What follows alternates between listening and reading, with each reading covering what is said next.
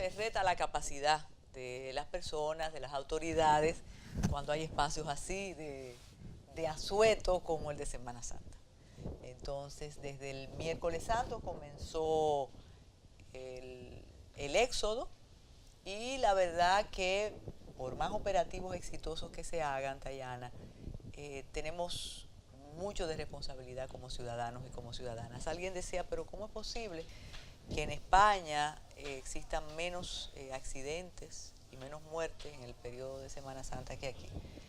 ¿Cómo es posible? Bueno, si tú lo haces proporcional, es verdad que es dramático, pero aquí se avisa, nótese que donde hubo más accidentes fue en los lugares donde precisamente hicieron la advertencia, o que no se podían bañar, o que no podían tener una velocidad más allá de la establecida. Y algo que quizás hasta aburre, la mezcla de alcohol con gasolina y con velocidad, tiene sus inconvenientes. Naturalmente, ya pasó una semana, pero nos estamos refiriendo al asueto de Semana Santa, que muchos dicen que ese es nuestro receso de primavera, el Spring Break dominicano. Y yo creo que sí, Tayana, más que diciembre, porque las escuelas y los colegios cierran, muchos lugares de trabajo también desde el miércoles dicen, bueno, vamos a trabajar hasta el mediodía, y entonces eso permite el gran éxodo, la gran salida o la enorme salida de la capital. La capital se convierte en ese sitio que quienes vivimos aquí hemos perdido de alguna manera por el problema del entaponamiento. Y entonces la verdad que se comprueba una vez más que es que somos muchos y muchas en los 48.400 y tantos kilómetros cuadrados. Pero también es una contribución muy importante a la economía nacional. De hecho, estaban los comentarios de que porque esta había sido una temporada alta que se extendió un poco, o sea que todavía las ocupaciones en algunos hoteles estaba alta, pues alguna gente no encontraba habitación, pero normalmente ya para esta fecha los hoteles están casi vacíos, ha terminado la temporada alta y es una oportunidad para que los hoteles pues tengan una alta ocupación, pero la economía en general se dinamiza porque la gente también se va a los pueblos, no solamente a los resorts, el que puede se va a los resorts, pero también otra gente se van a los pueblos y se distribuye ese gasto a través de la geografía nacional, incluyendo zonas donde van turistas como el noroeste o el sur, pero que no siempre hay un flujo de visitantes como en Semana Santa. Por lo tanto, todo tiene sus cosas buenas y sus cosas malas. Obviamente los excesos siempre son malos y lamentablemente nosotros no tenemos la conciencia del peligro que representa el manejar intoxicado de alcohol o la falta de, porque uno piensa que porque uno llega no le hace daño, pero realmente qué bueno que uno llega, pero no tiene los mismos reflejos y bueno, expone a los demás y obviamente el respeto, cuando se juntan, se aglomeran personas en los lugares, pues siempre lamentablemente ocurren hechos lamentables. Y a propósito, llegué a tu tema, porque podemos hablar del descanso, de la maravilla de nuestras playas, de las montañas, de los ríos. Yo miro fijamente las imágenes porque quiero identificar algunas de las playas que vemos aquí. Pues mira, y te digo que te llevé al rincón de tus temas, porque para nosotras puede ser, ¿verdad?, el asueto. Yo sé que estuviste en el este, en una de las casas que utilizas por allá, y puede ser, ¿verdad?, tus vacaciones o las mías en el norte, pero todo eso tiene una carga económica que le conviene al país. Desde el traslado de la cantidad de personas hasta el consumo de esas personas y naturalmente el uso de nuestras instalaciones hoteleras, turísticas, que cada vez más, aunque hay toda una cadena de prejuicios y de decir que no es lo mismo que vayamos nosotros, que vengan los extranjeros y las extranjeras, pero el derecho al asueto y a utilizar esas instalaciones y a pagarlas realmente un precio que a nosotros nos resulta más alto. Pero has dicho algo, escúchame, y es que no solamente son las ocupaciones hoteleras. Aquí hay un hábito de irse a la playa con su paila de espagueti y su refresco. Me dice Merlin que él hace eso a cada rato, de ir al río, de subir a la montaña. De modo que esas vacaciones ¿no? tienen... Y la gente le compra a los que venden ahí, a la señora que hace los dulces, al que fríe el pescado. O sea que hay una economía informal, la formal y la informal. Que podríamos hablar, y más tu especialidad, del aspecto económico del asueto de Semana Santa. Y lo tiene, y por mucho, tanto en la ciudad aparentemente sola, y en todas las provincias, los municipios. Sin embargo, en la ciudad llamó la atención cómo la zona colonial, por ejemplo, estaba llena de personas, no solamente en los lugares, pero en los espacios donde podían sentarse, grupos, también llevando su bebida o su comida. O sea que también la ciudad, los que se quedaron, buscaron la forma de compartir, de estar juntos y de disfrutar. Aún normalmente en años anteriores no estaba tan concurrida, pero ahora hay toda una... realmente la gente usa su zona colonial y se siente parte, o sea que todo el mundo se ha beneficiado de esto. Hablando de zona colonial y pensando en el norte y en el este, no hemos mencionado los cruceros, y cada vez más, tanto en Maimón, Puerto Plata, como en el este, en La Romana y aquí en la capital, el turismo de cruceros trae muchas personas y independientemente, no solo del todo incluido, sino del consumo dentro del barco, pero eso implica un movimiento de verdad importante. Sí, porque económico. Bueno, durante el día, obviamente, todas esas personas bajan de los cruceros y compran souvenirs, compran comida, toman tours y todo eso dinamiza la economía. No son los turistas ideales porque no gastan, el gasto por turista local no es tanto porque pasan apenas 10 horas, sí, 12 horas en el país, pero primero conocen el país, están expuestos a conocer el país y segundo, pues obviamente pagan impuestos porque todas esas, cada vez que desembarcan, llega un crucero, todo eso también son impuestos y obviamente esa gente consume aquí. Lo importante es que tratemos de diversificar la gente que se beneficia y el acceso a las diferentes ofertas, porque en algunas otras islas donde hay mucha tradición de cruceros, hay una queja y es la concentración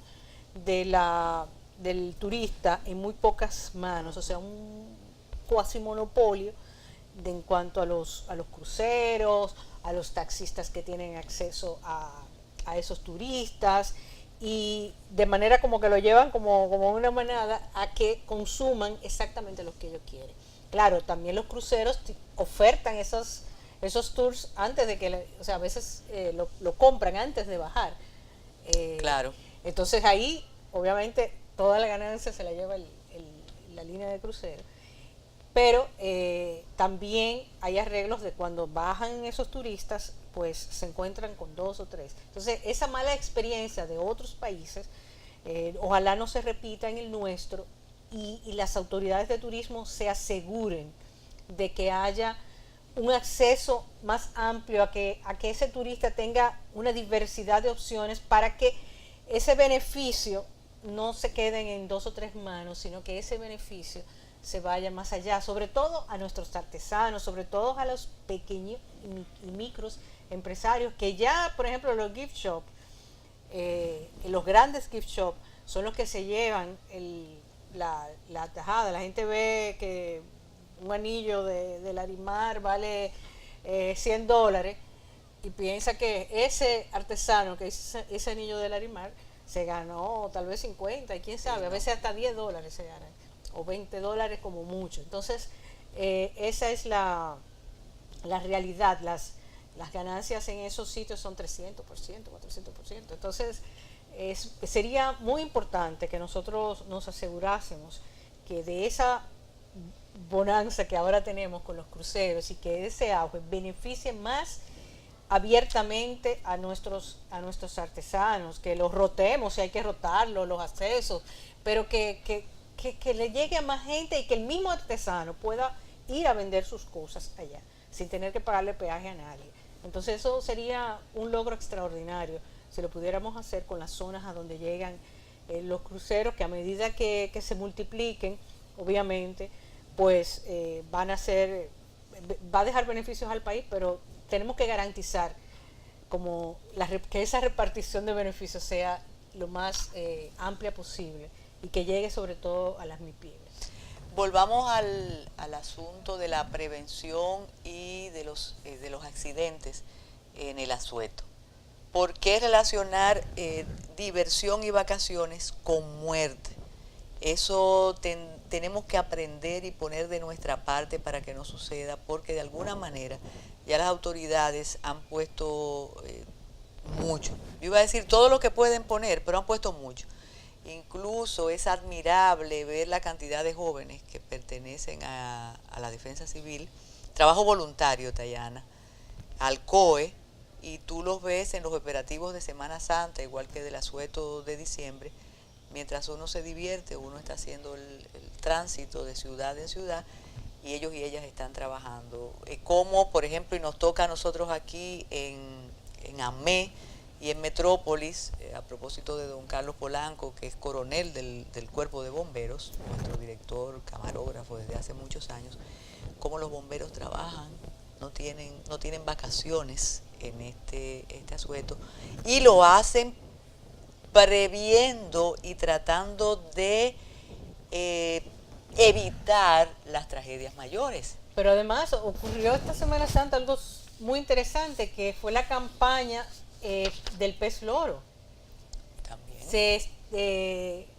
Se hizo una campaña para que la gente no consumiera el pez loro, diciendo que el pez loro protege las playas dominicanas y que una forma de tú contribuir, si tú estás disfrutando la playa, una forma de seguir disfrutando la playa es asegurándote de que no eliminen al pez loro y que tú no seas consumidor, porque mientras haya consumidores, claro, pues los pescadores van a pescar lo que y te lo van a ofrecer. Yo recuerdo que yo le preguntaba a una experta en pesca dominicana que por qué no había más atún aquí. Dice, se pesca muchísimo, pero los pescadores lo botan porque no tenemos mercado. Entonces, si dejamos el mercado y nadie consume pez loro, pues obviamente, eventualmente, los pescadores van a traer otro tipo de peces. Entonces es importante, y la campaña se extendió, vemos las gráficas en playas, en todas las playas del país, mensajes diciendo protégeme, no como pez loro. Eso se extendió en las redes, o sea que si tomamos conciencia de los temas, podemos extender esta promoción y que la gente tenga conciencia, y creo que este tipo de cosas a los millennials, a la generación Z, le llama mucho la atención de sentir que están protegiendo, que están contribuyendo a algo. Sobre todo que en este caso de protección o de llamada de atención, lo que respecta al pez loro, fue una campaña muy novedosa, escrita en la arena, y se veía desde el aire, desde los helicópteros que además estaban cuidando, vigilando las playas. A veces hay un rechazo cuando uno dice cuidando, vigilando, pero en efecto sí estaban cuidando y vigilando, porque si no, ¿qué iban a hacer en los helicópteros y qué iban a hacer esa algunas brigada? Tomas, me imagino que fueron en drones, y la gente también sudando la fiebre de tener ojalá drones. Encontrar ahí algunas de las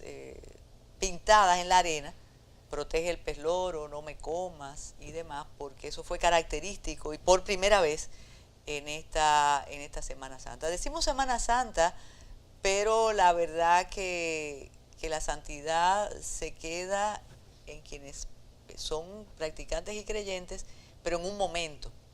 Hace 40 años, quizás un poquito más, era impensable que el Viernes Santo fuera festivo y que tú salieras a la calle y disfrutaras y fueras a las playas, sí, pero tuvieras una actitud libertina. Eso ocurre en muchas ciudades del mundo, es cierto, incluso con la restricción de expendio de bebidas alcohólicas, que podríamos decir que eso es un exceso, porque querámoslo o no, la pasión, crucifixión y muerte del Señor Jesucristo obedece a una parte del cristianismo y a una fe religiosa específica, que es la católica. No todas las religiones cumplen el ritual de Semana Santa, pero en efecto el Viernes Santo había restricción de consumo, de expendio, porque tú podías tener tu bebida en tu casa y te la tomabas, o en la esquina, pero en los sitios públicos, en los sitios de expendio, no se vendió ningún tipo de alcohol. Hacemos una pausa y regresamos.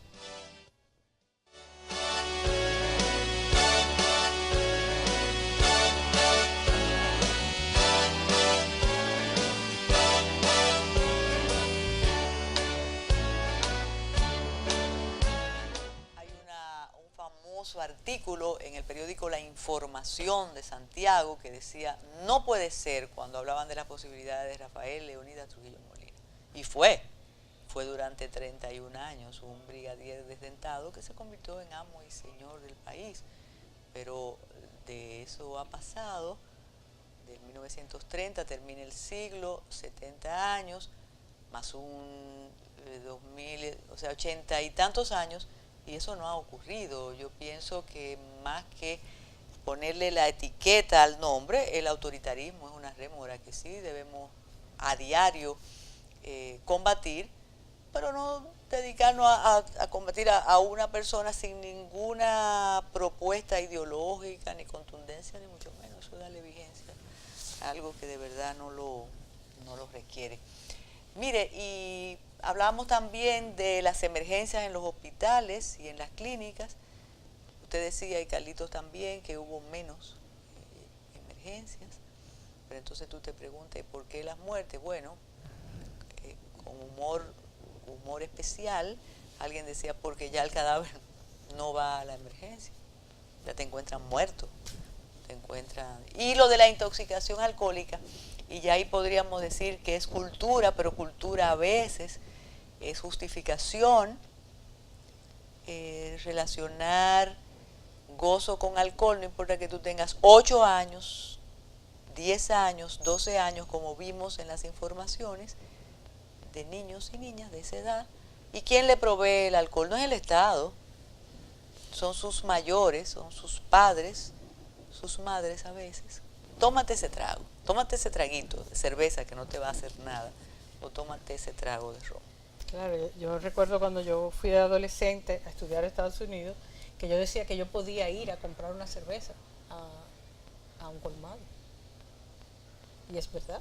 Claro. Ahí alguien va y te dice, yo quiero una cerveza, y te la dan, sí. O una botella de ron, y te la dan. Aunque se supone que tú no la consumas. No la vas a consumir, porque no le vas a vender a menor, pero me mandó mi mamá, dame o mi papá, y te lo venden. Sin igual que problema. Los cigarrillos.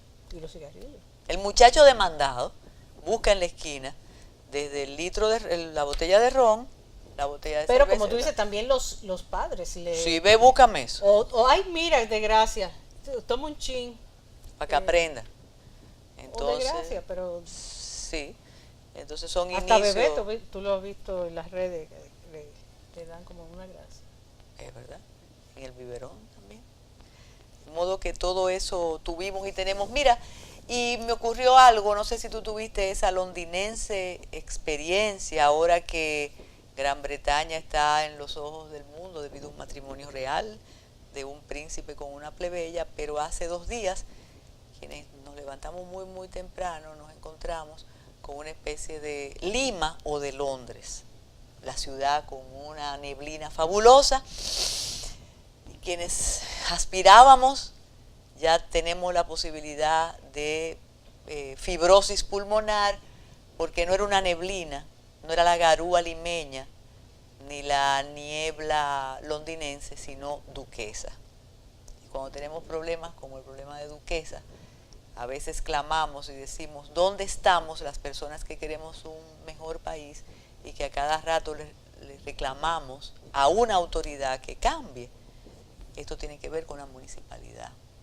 Tenemos que comenzar por la municipalidad y por algo un poquito más delicado, Tayana, todos los intereses que están alrededor de la basura, el gran negocio de la basura, el gran control de la basura, que cuando hay problemitas no importa que el fuego o el humo nos afecte a todos y a todas, con libras de basura o sin libras de basura, con inversión en el vertedero o sin inversión en el vertedero. Bueno, definitivamente creo que esa es un dolor de cabeza permanente por una razón u otra para la ciudadanía que padece, ya sea que porque se acumule la basura porque no se la pueden entrar a la Duquesa o por las razones que sea.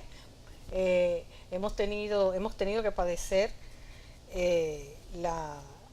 los problemas de Duquesa, y es problema por todos lados, porque ahora encima tenemos un problema internacional de tema de inversión. El inversionista, bueno, uno de los hombres más ricos del Caribe es el inversionista de Duquesa, de Jamaica, y entonces justamente está en esa litis con el Estado Dominicano. Entonces ha sido tanto como en términos de, como tú dices, de inversión, pero sobre todo para nosotros los ciudadanos, y esa secuela de ese humo, pues obviamente ya se reportaron muchos casos de gente que ha tenido que ir con afección pulmonar a las emergencias, y hay otros problemas que luego se van a ver, que tú tal vez no se lo adjudica a Duquesa porque no fueron inmediatamente, pero alguna bacteria o algo que se expandió por ahí, que bueno, el manejo de los desperdicios, el manejo del agua y la energía son de los tres grandes problemas que tiene la humanidad y que cada vez es más difícil que tenemos, pero definitivamente tiene que buscársele una solución al tema de la basura, una solución integral al tema del manejo de los desperdicios en este país, y obviamente los ayuntamientos, no solamente los ayuntamientos del Gran Santo Domingo, que tiene que ver con Duquesa, sino todos los ayuntamientos, porque el hecho de que Duquesa haya sido el dolor de cabeza mayor no quiere decir que no haya esos problemas en otros lugares. Puerto Plata, que es uno de los pueblos turísticos más importantes, te recibe con un vertedero que ni siquiera puertoplateños, que tuvieron puestos muy importantes que tienen que ver con el medio ambiente, se ocuparon de ese vertedero. Entonces, creo que hay un desconocimiento, no del valor que tiene la basura, porque hay muchas personas que se lucran con ese desorden y con el valor que tiene la basura. No me estoy refiriendo a los usos solamente, sino en la agenda de prioridades no está el aprender a reciclar, el aprender a organizar y el aprender a vender basura. Hay que hacer una mención, y siempre la hago, de una pionera en estos asuntos que es, y felizmente es puertoplateña, es Ginny Hensen Bogar. Y Ginny cuenta que cuando ella va a edificios, a condominios en zonas absolutamente privilegiadas de la ciudad, algunos le cierran la puerta o se ríen de esa señora que está obsesionada con eso de separar las botellas, separar la basura orgánica y separar los cartones. Y eso por ahí se comienza, porque eso que se separa llegaría a un vertedero donde se separaría la basura como se hace en todas partes. Aquí tuvo en una oportunidad Onofre de la Rosa y él comentó cómo durante muchos años se ha detenido una inversión japonesa que permitiría realmente solucionar ese problema que nos afecta a todos y todas en el Gran Santo Domingo. Sí, bueno, la creación de energía a partir de biomasa, por ejemplo, de convertir la basura. De hecho, ha habido discusión a nivel regional de que uno de los pocos sitios donde podría ser rentable tener una planta donde se pudiera reciclar esa biomasa para energía es la República Dominicana. Hay países en Europa, por ejemplo Holanda, es la que procesa la basura de algunos pueblos de Italia, como Nápoles y otros pueblos. Manda su basura a Holanda, Holanda las recicla. Claro, todo hay todo un protocolo para hacerlo y no contaminar, pero muchas de esas islas pequeñas del Caribe podrían hacer eso y nosotros capitalizar. O sea, somos una de esas pocas economías que podrían hacer eso, pero como tú dices, tendríamos que separar la basura, tendríamos que tener otro tipo de conciencia, ¿no?, referente al manejo de los desperdicios. Todavía estamos nosotros tratando de convencer a la gente que tienen que poner todo en una funda cerrada.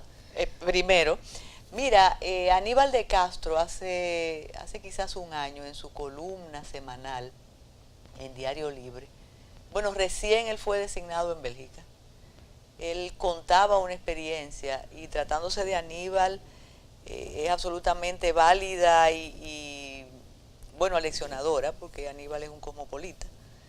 Y él decía que él y su familia sacaban la basura, pero de repente comenzaron a sentir un olor de verdad desagradable. Dijeron, pero aquí no recogen la basura. Están como allá en mi país, ¿qué pasa? Era la forma de empacarla y de disponerla fuera de la vivienda, que no le daba ninguna señal al recogedor de basura ni a la recogedora de basura. No es poner en una bolsa, ahora que tú no es poner la basura ahí. No, tú tienes que clasificarla. Y hay un día para una, un día para otra. Entonces la orgánica se quedaba ahí porque no le tocaba, ni estaba en el embalaje correspondiente a esa. Entonces es con reglas, Dayana, que se lo consiguen las cosas. Reglas que se apliquen a embajadores, a vendedores, a políticos, a empresarios, aquel deseo constitucional de que todos somos iguales ante la ley, ¿no? Sí, pero lo que pasa es que también nosotros pensamos que eso se le debe aplicar al otro. Y no a nosotros. Y no el infierno son los otros, exactamente.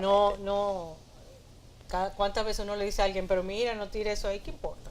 Exacto, las calles se convierten en el patio, como si no importara y tú, bueno, oye, un ejemplo. Como si uno no fuera el que va a consumir la contaminación de la basura que dejaste ahí. Las moscas, las cucarachas y los ratones van a tu propio edificio. Me parece el ejemplo tan manido y ya yo lo considero un tanto infeliz de la gallina, que incluso lo asumió el sermón de las 7 palabras, y que ya no conmueve, y que al que se roba una gallina le ponen mucho y al que roba mucho no.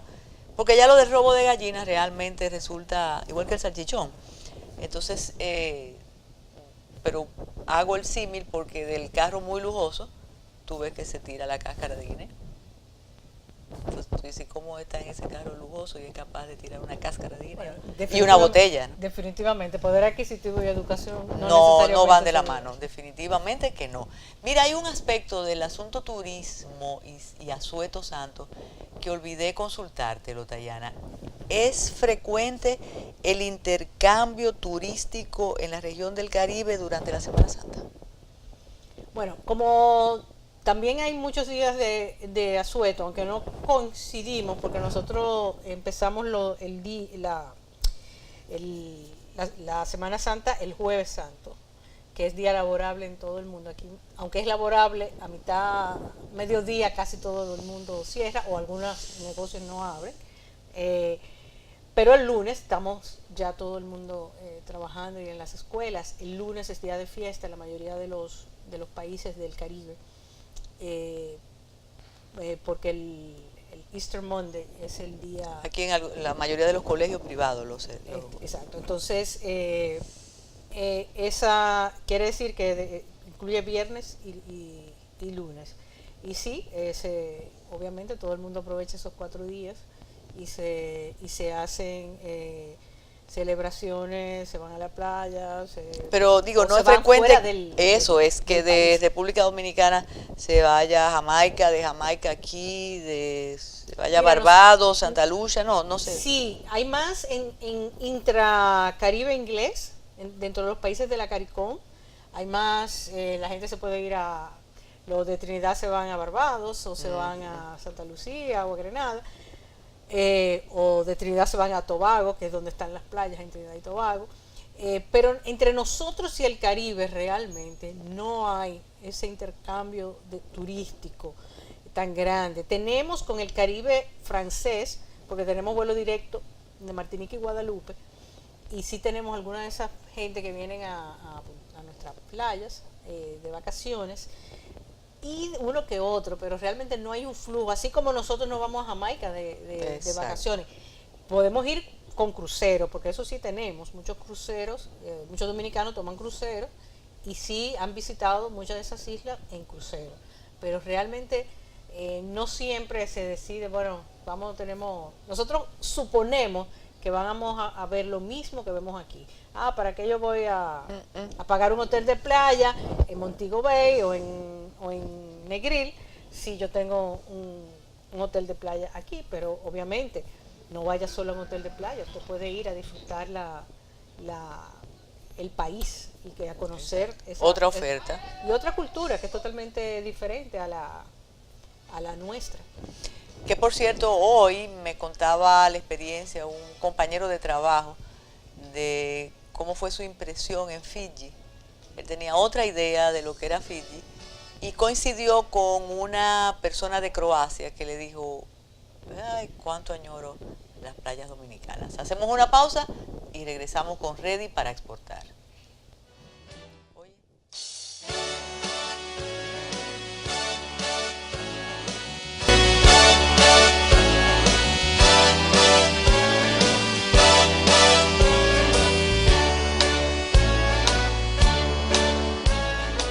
Y hablando de Duquesa, como tú dices, Tayana, no solamente en la capital, y como decimos, el problema serio en Puerto Plata, y pasó algo inusual, pero quizás por el asueto y la ausencia de periódicos o de la prensa tradicional, pero el presidente de la República se presentó al vertedero de Puerto Plata acompañado de su chofer, solo ellos dos. Eso llamó mucho la atención en el pueblo, pero no lo vi reseñado precisamente para tratar de indagar o de buscar una solución al vertedero de Puerto Plata. Uno de los problemas mayores es la pertenencia privada de los terrenos y el deseo de que le paguen o que declaren de utilidad pública esos terrenos, porque como te digo, a veces tenemos una visión tubular de glaucoma de los problemas nacionales y creemos que abogando por uno solo ya vamos a cambiar el panorama. Y al parecer tanto el alcalde como otras autoridades de distinto origen partidista en Puerto Plata, quizás como fue el presidente, entonces tomen las medidas del lugar, porque precisamente con el tema que conoces, que manejas y que tratas cada semana aquí, no es nada agradable que llegue el turista y vea un vertedero como bienvenido a la costa atlántica. No, y que la mayoría de los sitios, cuando tú le preguntas a la gente qué te impresionó, la entrada, cuando es limpio, te dice qué limpio es algo que se aprecia. Y obviamente si es todo lo contrario, porque mínimo uno espera que haya un mínimo de limpieza y de no tener que convivir con la basura de tan cerca. Y ahí es el asunto que siempre converso con el maestro Solano de las pequeñas cosas. Si comenzáramos por las pequeñas cosas que resultan grandes en los pequeños espacios, quizás el resultado fuera diferente, porque pensar que en uno de los sitios turísticos más importantes de la isla, los intereses privados mantienen un enorme vertedero, no solo en la entrada del pueblo, sino frente a una cadena de hoteles o a la cadena de hoteles de ese lado del pueblo tan importante. Entonces a uno le indigna y le decepciona cómo se dilatan las soluciones cuando se trata de asuntos privados. No, y uno no se da cuenta de lo que eso deteriora el colectivo, porque cuando tú dices, bueno, tengo que convivir con la basura de esa manera, o hay un mal social de esa manera, todas las demás cosas, la actitud de la gente hacia su pueblo y hacia las cosas, dice, bueno, pero o sea, hay un deterioro que uno no va percibiendo hasta que uno ya ve que todo está carcomido por ese deterioro.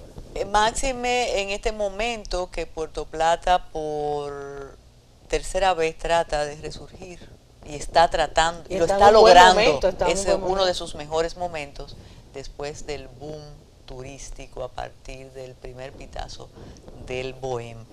Y lo que algunos no creían, pero se produjo el Lula da Silva sin posibilidades de enmienda. Dentro de unos años se analizará con detenimiento y con tranquilidad lo que está ocurriendo en Brasil y lo que ha provocado el descrédito y la persecución tanto de Dilma Rousseff como de Luis Ignacio Lula da Silva. Un solo voto decidió el mantenimiento o la vigencia de una sentencia que incrimina a una historia de luchador liberal en Brasil. Y lo más importante, hasta que la situación no se esclarezca, es que el fantasma del militarismo en Brasil está acechando. Para los más jóvenes quizás no recuerdan que Brasil vivió uno de los regímenes militares más feroces en el siglo XX, que precisamente ese régimen persiguió tanto a Luis Ignacio Lula da Silva como a Dilma Rousseff.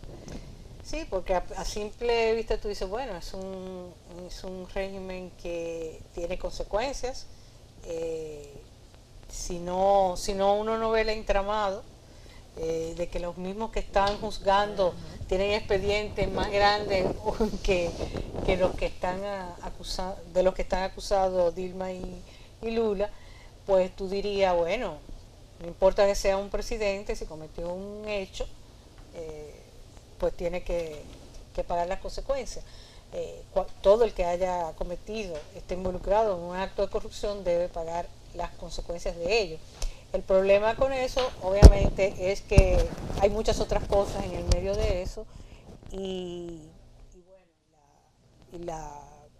los que están abanderando esa justicia, pues no están libres ni de actos de corrupción que ya, o sea, de los expedientes que ya tienen abiertos. Por lo tanto, como tú dices, hay que dejar que pase mucho tiempo para poder analizar sin la emoción de este momento, porque tal vez la gente no se atreve, bueno, no lo puedo defender del todo porque no sé, y es verdad que no sabemos. Puede ser que hayan elementos dentro de todo ese expediente en el que sí esté culpado, pero la misma votación da cuenta de que no están tan claras las cosas cuando no hay los jueces no pudieron ponerse de acuerdo en esa manera. Entonces, sí, es muy lamentable además por lo que la esperanza que representó Lula, y de hecho sí salieron muchos brasileños de la pobreza, sí presidió él y parte de Dilma un periodo brillante de Brasil, que se convirtió en una de las potencias prometedoras de las economías emergentes del mundo, y que ahora por la corrupción está hundida, por la corrupción de todas partes, porque hay que decir que no solamente de parte de ellos, está hundida en una crisis económica lamentable, porque América Latina y el Caribe necesitan a Brasil, y es una economía, es un país extraordinario, y como le enseñó a América Latina que se podría crear riqueza disminuyendo la pobreza, que América Latina tenía una tradición de, bueno, solamente de la oligarquía podía, pero creo que representó una muestra interesante para toda una generación, y es una pena ver que este sea el destino inmediato. No sabemos quizás después. Ahí esté el origen de esta persecución. Por ejemplo, a Dilma Rousseff no hay una imputación concreta contra ella, y es el riesgo de los discursos éticos desaforados, así como los discursos fundamentalistas. Cuando tú blandes la ética, pero sin indagar un poco más, tienes esas consecuencias y resulta a veces difícil o defender o parcializarte, pues entonces tú dices, pero me van a decir cómplice, pero no indagas más allá. Pero tú sabes, Carmen, ese es el problema. Que yo creo que uno de los puntos es cuando se comienza a gestar un malestar, y es verdad que con el gobierno de Dilma se gestó un malestar popular, aquellas manifestaciones antes de cuando fue el Papa y antes de la Copa de Fútbol. Pero no se supo interpretar. Lo mismo podemos decir de Estados Unidos, lo mismo podemos decir de otros lugares. Existe un malestar con el establishment, pero no se sabe capitalizar inteligentemente, identificar qué nos está diciendo ese malestar, y quien lo capitaliza no es necesariamente la persona que puede resolver los problemas que han generado ese malestar, pero sí han sabido dirigir esa frustración, esa rabia, ese descontento hacia un populismo, y manipularlo hacia un populismo y capitalizar eso usando odio, venganza, sentimientos malos que hacen daño, que lo que hace es casi como un harakiri que se hace un pueblo que sigue ese derrotero. Sin embargo, estamos viendo que eso está pasando en muchas partes del mundo y es lamentable, y tal vez una voz de alerta para todos nuestros países que estamos viviendo en estabilidad, que estamos viviendo en cierta estabilidad económica, en época de crecimiento económico. ¿Cómo se puede perder tan fácilmente ese auge? La gente apostaba al futuro de hace 10 años, todo el mundo apostaba al futuro de Brasil económico, y veíamos que íbamos a tener un gigante en América Latina que podía sentarse a la mesa con China y con las otras potencias emergentes, y lamentablemente ese no es el caso ahora mismo de Brasil. Podemos decir, bueno, parte de esa riqueza fue creada precisamente con corrupción, fue creada de manera mala, por lo tanto eso se desmoronó porque no estaba en bases sólidas. Pero la realidad es que es una pena que Brasil, que nuestro vecino Brasil esté en esas condiciones. Y sobre todo los grupos que no les satisface un estilo de gobierno arriesgan la institucionalidad y no les importa el peso de los medios de comunicación en Brasil. Hay una cadena absolutamente poderosa que es O Globo. Al parecer se encargó de desinstitucionalizar el proceso. Se convertirá en emblemático el juez Moro con un letrero que decía "Fora Dilma". Ya de entrada eso lo inhabilita como magistrado juzgador. Sin embargo, él ha sido el protagonista de este proceso. La situación no es para nada agradable y reitero, el saldo negativo es confundir el discurso ético con una manipulación, porque no me gustan ellos en el poder. Ellos no me gustan, ellos están haciendo algo en Brasil que va en contra de nuestros intereses. ¿Y qué es lo que prefiere la población? Que le digamos que ellos son corruptos, entonces que se van. Y como te decía, todavía contra Dilma no hay una imputación concreta. Por eso el voto, ese malestar, el que logra captarlo hacia yo lo que quiero es que no estén. Que no estén. ¿Y qué tú quieres que estén? ¿Cuál es la opción? Exacto. ¿No? Temer, y Temer está preso. No hay ninguna opción y no importa, porque simplemente no quiero eso. Que igual pasó en Estados Unidos. La gente no quería...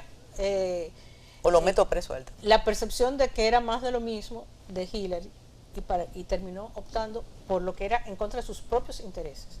Entonces, es muy peligroso ese... Es el riesgo de manejar la emocionalidad colectiva. Así es. Entonces, esas tenemos. Mira, y a propósito del voto que determinó el mantenimiento de la sentencia que condena a Lula y que le permite ser juzgado, lo emitió una seguidora de Lula da Silva, beneficiada por él con una designación. Y ahí viene todo ese tema de lo que es traición o permanecer fiel o darte cuenta, y eso ahí tiene un aspecto que me imagino que en los próximos días la opinión pública brasileña discutirá. Porque yo lo puedo leer de dos maneras. Bueno, es que yo me doy cuenta que la persona a quien sigo no se adecúa a los patrones éticos en los que yo creo, pero también tú puedes decir, si están persiguiendo a la persona a la que yo sigo, pues yo debo ponerme de su lado y no ofrecer su cabeza. Entonces, habrá mucho para pensar. El caso de Carlos Puigdemont, que a don Jordi Masalles le gusta que lo digamos en catalán, Puigdemont, también tuvo un desenlace en esta semana, y es que Alemania decidió ponerlo en libertad. Entonces, ese señor tiene un pendiente en España. A veces no es lo mismo llamar la ley que verla venir.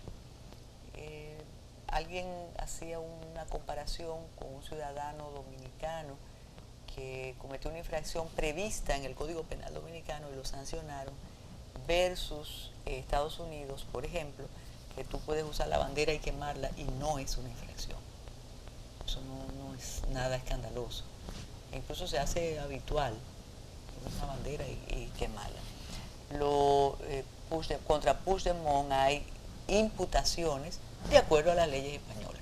Que él no esté de acuerdo con eso, que él abjure de ese ordenamiento jurídico es una cosa, pero todo lo que la base para su persecución está contenida en las leyes españolas.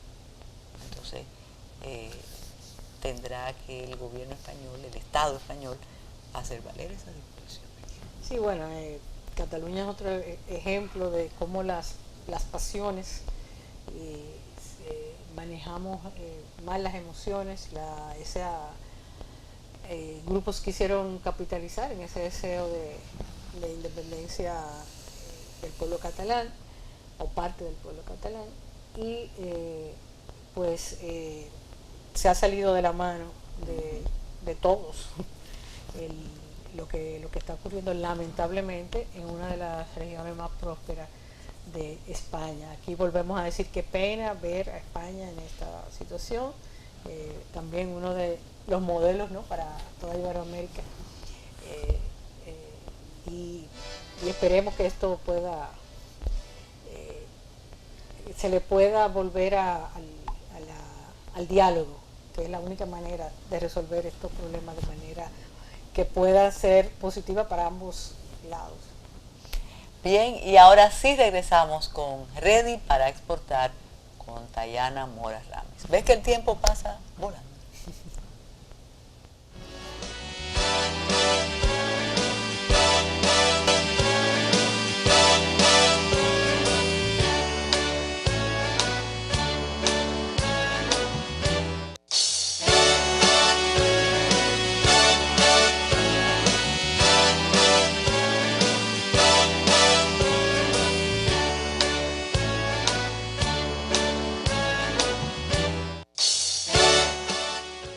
Buenas, amigas de Ready para Exportar.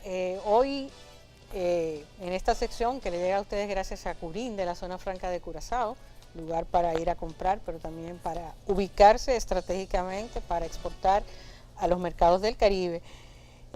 Vamos a responder algunas de las preguntas de nuestros televidentes, de empresas que nos han hecho preguntas en estos días, y entendemos que sería interesante responderlas aquí en el programa y que tal vez otras empresas pudieran beneficiarse de las informaciones que tenemos. La primera pregunta que nos hicieron fue una de las empresas que participó en la feria HOP, que dice, bueno, yo tuve un contacto muy interesante en la feria, le mandé un email con los datos que me pidió, pero no sé cómo hago para cerrar el negocio. Esta es una pregunta muy común porque en ferias, en misiones comerciales, nosotros conocemos mucha gente. En un momento nos piden, la gente se entusiasma en las reuniones. Muchas veces no hacemos, solo el 20% le dan seguimiento a esos contactos. Solo el 2% logra un éxito inmediatamente. O sea que el resto tiene que hacer ser más de ese 20%, darle seguimiento a ese contacto. Y no solamente un email. Si usted le mandó el email con los datos que le pidió, si le pidió muestras, mandó muestras, no quiere decir que automáticamente va a recibir una respuesta positiva. Lo primero que usted tiene que hacer es tratar de saber más de ese mercado, porque a veces, sobre todo en las rondas, en el hub, que hubieron más de casi 2.000 reuniones de negocio, pues las empresas tuvieron muchas reuniones y vieron mucha gente, y cada comprador vio muchas empresas dominicanas.